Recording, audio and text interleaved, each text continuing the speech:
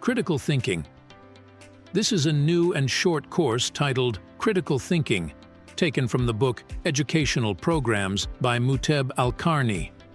In this course, we will learn how to criticize, debate, and argue, and we will familiarize ourselves with types of information and their sources, paths of argumentation and their steps, tricks of questions and answers, inductive and deductive analyses, and some logical fallacies, along with other tricks that help the debater to support his argument and refute others' arguments. The goal of this course is for you to learn the art of criticism, so that you become critical of everything without belonging to anything. Yes, the best position for you to take is to be critical of everything. Not a defender of a party or a trend, nor an advocate for an idea or a slogan, but a critic of everything. However, you won't be a critic until you become an arguer. So what is the best way to argue effectively? Let's get started.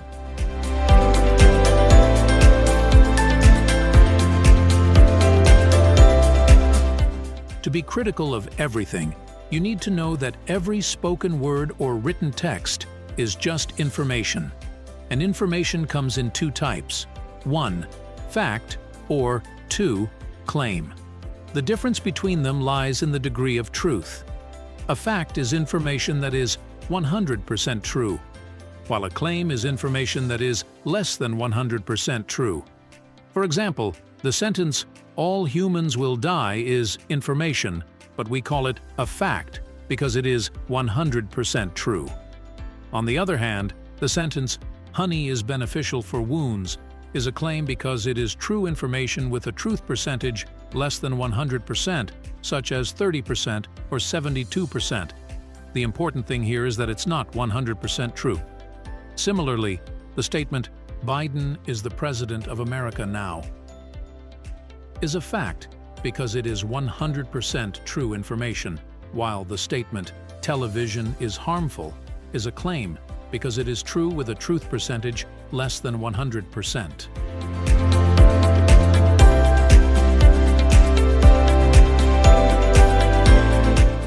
In light of the above, you will find that people disagree about claims more than they do about facts. For example, you won't find people disagreeing with you when you say that Donald Trump is the 45th President of the United States, because it's a fact, 100% true information. While some may disagree with you if you say that taking vitamins is beneficial, because your statement is just a claim, meaning it's true information with a truth percentage like 85%, for example. However, the more the percentage of truth of the claim exceeds 90%, the less disagreement there is on it, and it starts to appear to people as if it's a fact. So, people are deceived by some claims and think of them as facts, only because their truth percentage reaches 97%. The question is, what are the claims that seem today like facts, even though their truth percentage is not 100%? Have you now understood the difference between a claim and a fact?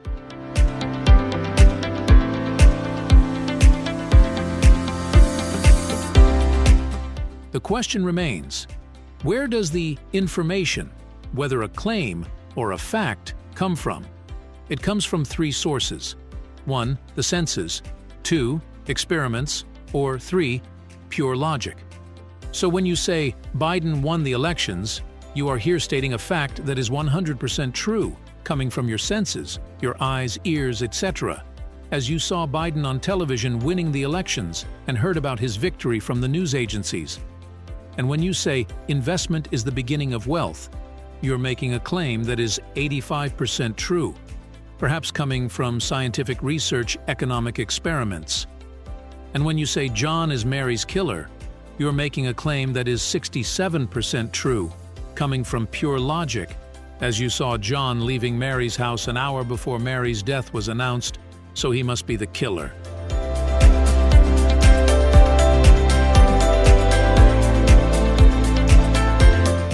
However, it is important to realize that every piece of information coming from the senses, experiments, or logic can be wrong and misleading. Let us start with the senses. One indication that the senses are unreliable is when you look at optical illusion pictures or sleight of hand movements, and you think you saw something although you didn't actually see anything, as your sense of sight deceived you. And you may hear something with your ears and think it's true, then suddenly it turns out to be a rumor. Your sense of hearing also deceived you. And the sense of touch can also be deceiving, as in the following story. It is said that 3 people entered a dark room with an elephant inside. They were asked to describe the elephant which they have never seen. The first person touched the trunk and said, "The elephant is like a snake." The second person touched its leg and said, "The elephant is like a tree trunk." And the third person touched its tail and said, "The elephant is like a rope." Their sense of touch deceived them. Yes, the senses are unreliable.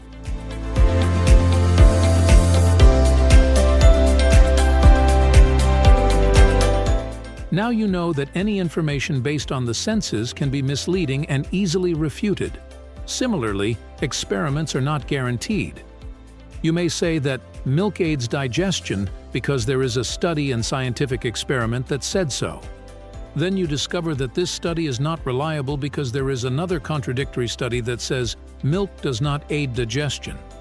Notice how the experiment was refuted.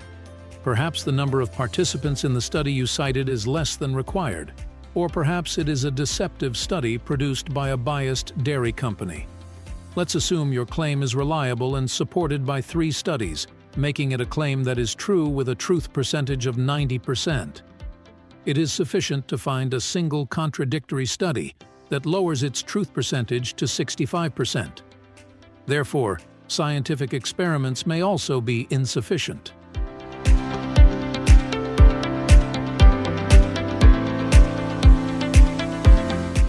Pure logic remains as the third source of knowledge, and it may not be error-free either. There are what are called logical fallacies, which make you feel like you are using logic when you are not using it properly. Yes, you may say that John is Mary's killer because he left her house an hour before her murder. And this is a claim, indeed a fact, that seems 100% true. It is a 100% true fact, because logic says no effect without a cause. However, the validity of this claim can be reduced by saying that another person is the killer. So John leaving before Mary's murder was a coincidence. Thus your argument is flawed because it's a post hoc ergo, propter hoc fallacy. Have you noticed now that some claims derived from logic may also not be facts?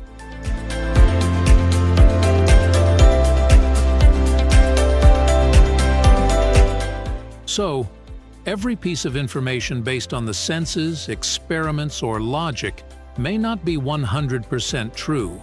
So as a debater, you can doubt it and find an argument against it. Although the above 3 sources are the most famous, there are other sources of information that are weaker. The source of information may be a text, such as a Christian saying that Jesus is the Son of God, and we say, "What is your source and evidence?" He says, "I did not see that by my own eyes. I did not conduct an experiment, and I did not use logic, but the text of the Bible said so." So we say, the Bible is inauthentic. The source of your argument might as well be a person. So you may say that the scientist James, for example, says that there are living creatures on the moon, and we can respond that we did not see the creatures. There is no accurate scientific experiment, and logic does not serve us here. And scientist James is not a valid argument. He may lie.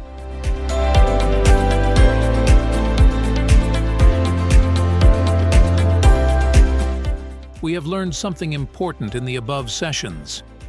We learned that every piece of information is either a fact, 100% true, or a claim, less than 100% true. Claims and facts are information that comes from the senses, experiments, or logic. And there are flaws in everything. In short, doubting information undermines the argument, and bringing information with a high truth percentage wins the argumentative battle. You need to know another rule now. Every claim and fact is information based on previous information. So when you find someone saying, Biden is the president of America now, this information is 100% true, but it is preceded by previous information. The guy who claimed so saw Biden winning the elections, information 1, then heard the news of Biden's victory, information 2, so he told you what he said.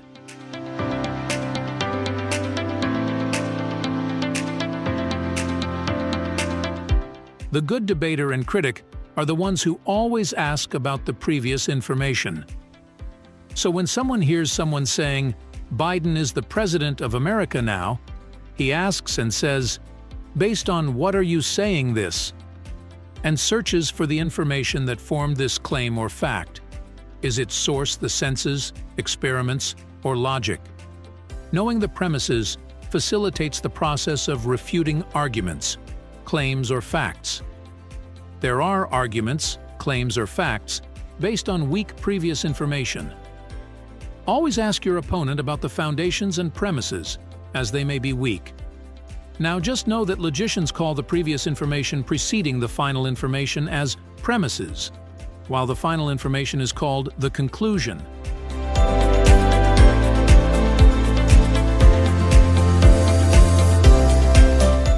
How do you differentiate between premises and conclusions?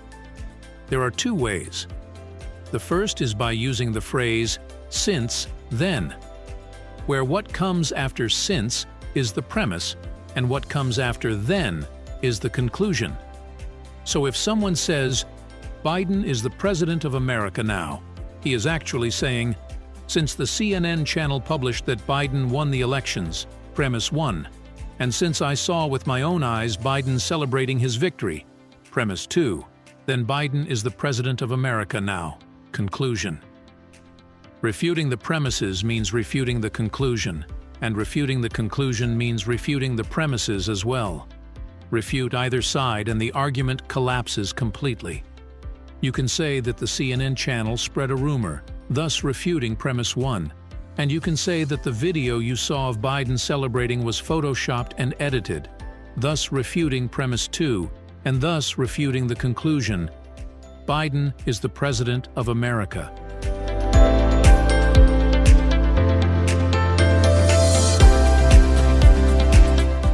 You can do the opposite by refuting the conclusion by saying, the winner of the elections is Donald Trump, then present premises such as videos and official news, thereby casting doubt on your opponent's premises. Focusing on the sources of each piece of information, whether it's a claim or a fact, helps you refute it. So always ask yourself, what is the source of this information? Is it sensory, experimental, or logical? And is it erroneous and misleading? The second way to explore premises and conclusions is through the phrase, it is such and such, because such and such, and what comes after the phrase, it is the conclusion, and what comes after the word because is the premise. So it may be said, it is Biden who is the president of America now, conclusion, because the CNN channel published that, premise 1, and I saw that with my own eyes in a video which shows him jumping in joy, premise 2.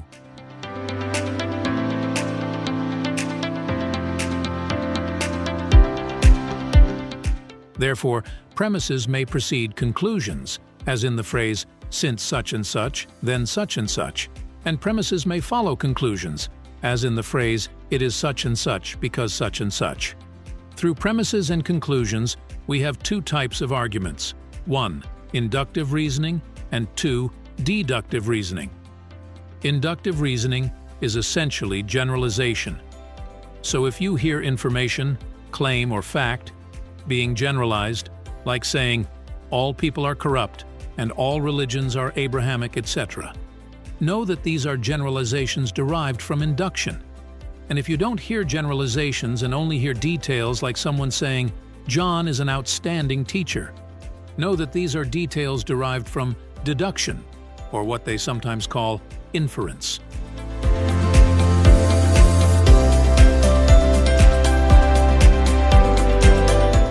Accordingly, It can be said that the premise in inductive reasoning is detailed, while the conclusion is general. For example, we say, since the one who killed Mary is John, and John is an American student, detailed premise 1. And since the one who killed Ahmed is James, and James is also an American student, detailed premise 2, then all American students are killers, conclusion and generalization. When we understand this, we can argue against the opponent by stating that they are arguing inductively and incorrectly, as these are precise examples and detailed premises that led to false generalizations. For example, Robert is an American student and has not killed anyone, premise 1, and Mike is an American student and has not killed anyone, premise 2. So is it correct to say all American students are peaceful and non-killers? Generalization is always misleading.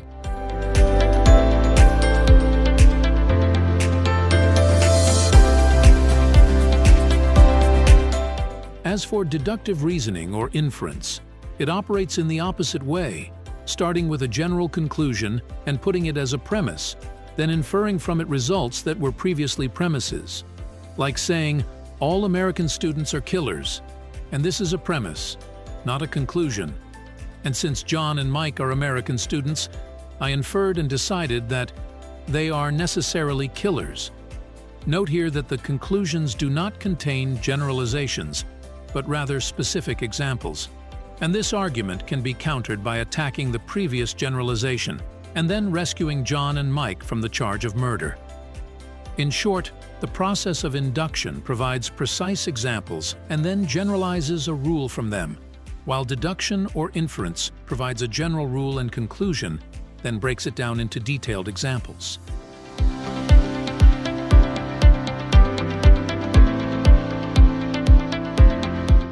However, it should not be understood from the above that inductive reasoning and deductive inferential reasoning are misleading methods, but rather they are precise scientific methods when used properly. You may find a physicist saying, since copper expands with heat, and since gold expands with heat, and since iron expands with heat, premises, then I generalize by saying all metals expand with heat. Similarly, you may find a biologist inferring from generalizations, saying, since all living organisms consist of living cells, and since all living organisms require energy. Notice they are all generalizations.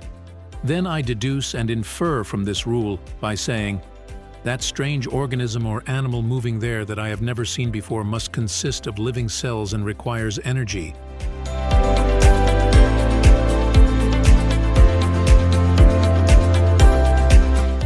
Now that we know that every piece of information, whether a claim or a fact, comes from three sources, sensory, experimental, or logical, and every piece of information is either a premise or a conclusion, and every argument can be made inductively or deductively inferentially, we now need to know three important approaches for arguing with our opponent. 1. Constructing the correct perception and conception. 2. Reading and gathering accurate information. And 3. Weighing and choosing the correct judgment. We can say that any weakness in argumentation and debate is caused by a weakness in the three aforementioned skills. Every weak argument is caused by a weakness in constructing the correct perception and conception of the subject, a weakness in reading and gathering accurate information, as accurate information is scarce, and a weakness in weighing and choosing the correct final judgment on the subject, due to insufficient information.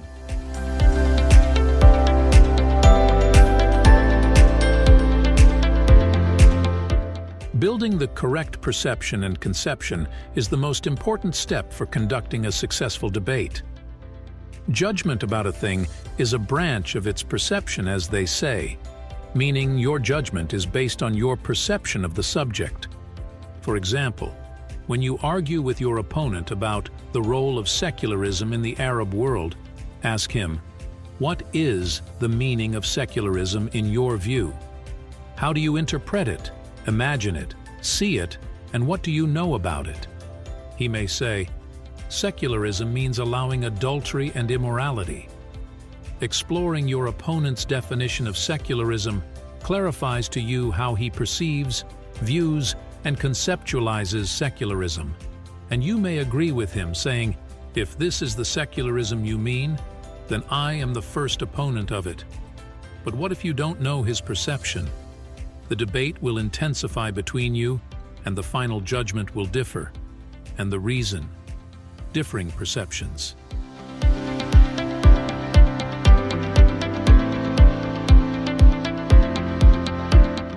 Starting by defining and clarifying the terms between you and your opponent and confirming your mutual agreement on them accelerates the early resolution of the debate. When you both arrive at a correct perception of a controversial subject, you establish a common ground between you. You have identified the commonalities between you, and you can return to them in case of intense disagreement. Always ask, what is your perception of the disputed subject? Know your opponent's perception first, remembering that knowing points of agreement enables you to settle the debate more than knowing points of disagreement. When you know what your opponent agrees with and shares with you, you can impose them on him in case of intensified debate. Ask your opponent. Do you agree with me on the importance of resorting to the Quran? If he says yes, then compel him to return to the Quran when the debate intensifies.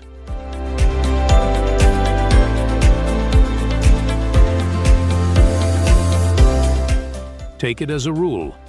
When you know the common ground between you and your opponent, you will be quicker to settle the debate, so start by building the correct perception and conception of the subject in which you differ. After that, read and gather accurate information, and target from it the information whose accuracy rate is 75% or more. The higher the accuracy truth rate, the closer the claims are to facts, and the debate is settled. However, do not forget that every piece of information you or your opponent says is subject to refutation and rebuttal. In every piece of information, there are gaps in terms of sensory, experimental, or logical aspects. So do not be deceived by your evidence when you say, for example, hair grows longer when shaved, because your opponent may surprise you with 3 studies confirming the opposite.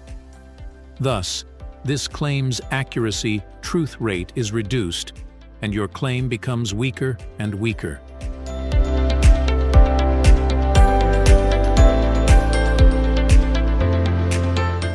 One of the most important ways to ensure the accuracy and truth of your information is to search for information that contradicts it before presenting it to your opponent. That is, play the role of the devil's advocate and embody the persona of your opponent, discussing your information and searching for its flaws as if they are not yours. When you know the flaws, you prepare to answer them or plan not to argue using them from the beginning. Exploring arguments and surveying their flaws is the guaranteed way to craft a sound argument. Every presenter of a sound argument must oppose their own arguments before considering opposing the arguments of their opponent. The more solid and irrefutable your arguments are, the quicker the debate is settled, even if the opponent's arguments are not refuted. It is enough that your arguments are not easily refuted, which confirms the soundness of your position.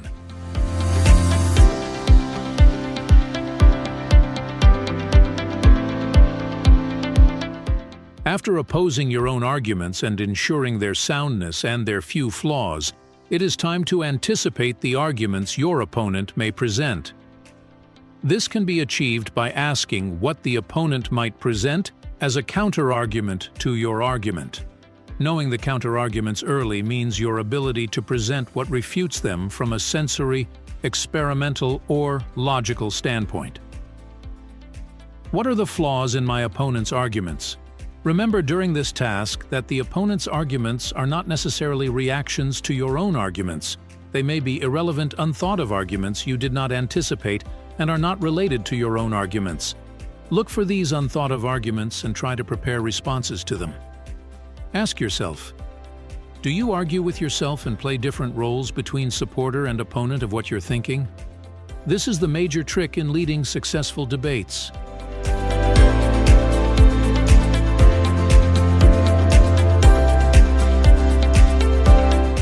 After gathering accurate information and anticipating your opponent's accurate information as well, compare between your information and theirs and weigh the most accurate information.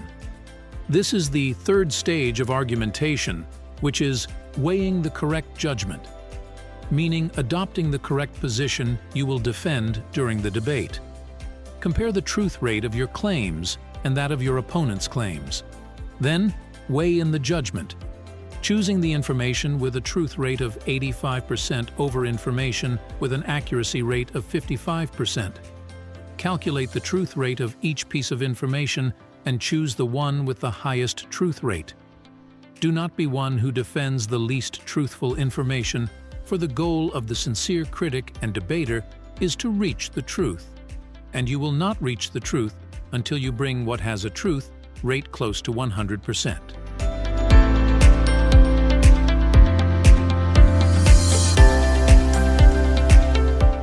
We said that one of the methods of weighing is to compare the truth rate of your information and the truth rate of your opponent's information and defend the most accurate truthful information, meaning adopting the most accurate information before the debate begins. This saves you from defeat in a losing battle from the start against an opponent with more accurate information. In short, the good critic always chooses the stronger position. Another method of weighing is to outweigh the most supported information. For example, when you say that GOT plant is harmful and there are 4 studies confirming its harm, and your opponent says that GOT plant is beneficial and there is a study confirming its benefit, you cannot refute your opponent's argument except by resorting to the most probable opinion or majority opinion by saying that 4 studies are more reliable than 1 study.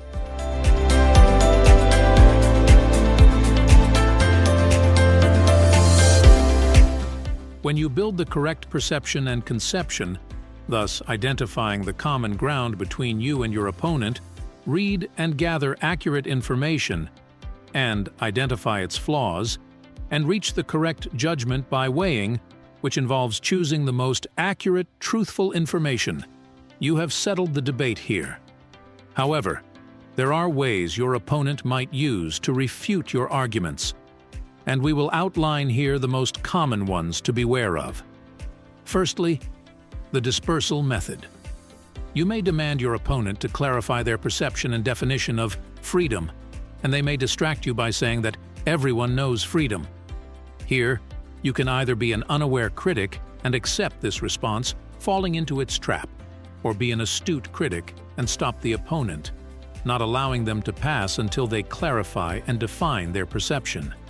Remember that understanding the opponent's perception speeds up the process of settling the debate, so do not overlook this aspect.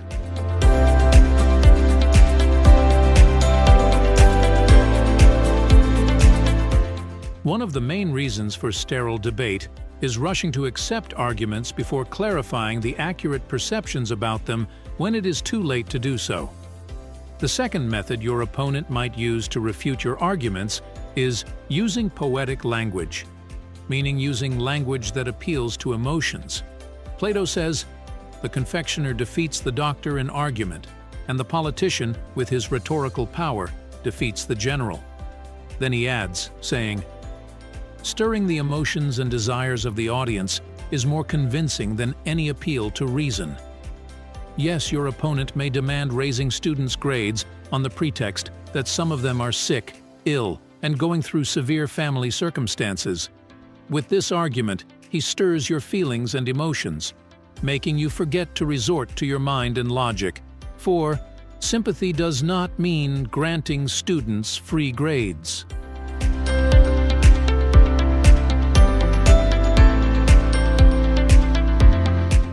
In short, beware of poetic language, agree to it, and then demand a resort to reason afterward, like saying, "I agree with considering the student's circumstances, but we must not spoil the academic landscape by giving free grades."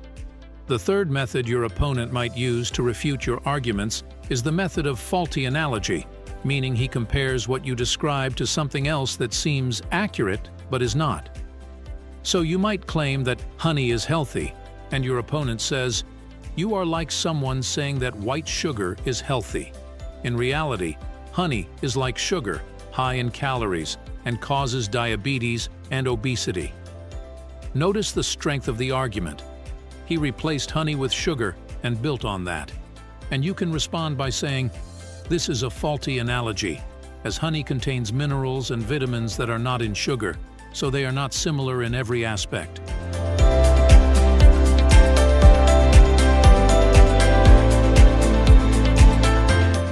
Your knowledge of the differences between things will give you the ability to discover faulty analogies, as faulty analogies are just misleading comparisons, valid on one side but invalid on other sides, and the good critic reveals the difference. The fourth method your opponent might use is to ignore the stronger argument of your arguments and respond to your weaker arguments. You might present 4 arguments, 1 is strong, but 3 are weak. He responds to your 3 weak arguments and ignores your stronger one. Such deceit makes the opponent appear as if he has responded to all your arguments because he answered the majority of your arguments, 3, and left only 1. He answered 3 and left only 1. Say, "Yeah, he left 1, but he left the stronger one."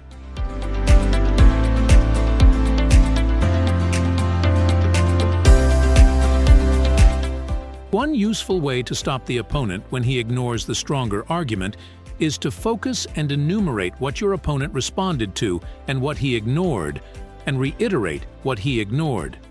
Sometimes it is better to postpone raising your weaker arguments until you give your strongest argument the opportunity to settle the debate. These are 4 ways of deceptive arguing. You can further explore other ways by reading about logical fallacies, because logical fallacies are deceptive techniques to settle arguments. It remains to be said that the most important step in crafting a sound argument is practice. Not just any practice, but intensive practice. Yes, practice a lot on argumentation and debate techniques. Pose argumentative questions like, which is better, public or private education? Which is more dangerous, drug trafficking or arms dealing? Which is better, being single or getting married? Try to argue for one position sometimes and for the opposite position at other times. Remember that, without reading and gathering enough information, you will not win any position. So, read a lot. Readers are always the best debaters.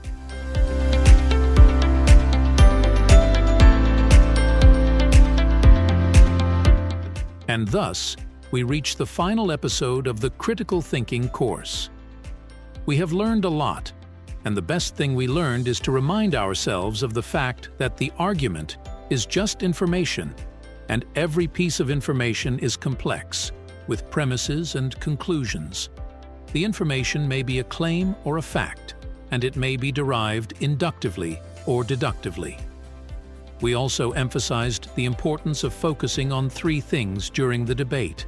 1. Building the correct perception and conception. 2. Reading and gathering accurate information. And 3. Weighing and choosing the most accurate information, being cautious during the debate from the opponent's poetic language and his way of distraction, faulty analogy, and ignoring your stronger argument. Practice remains the most important by self-exploration in controversial issues, by taking the position of supporting it sometimes and opposing it at other times. This course, Critical Thinking, is taken from the book Educational Programs by Muteb Alqarni.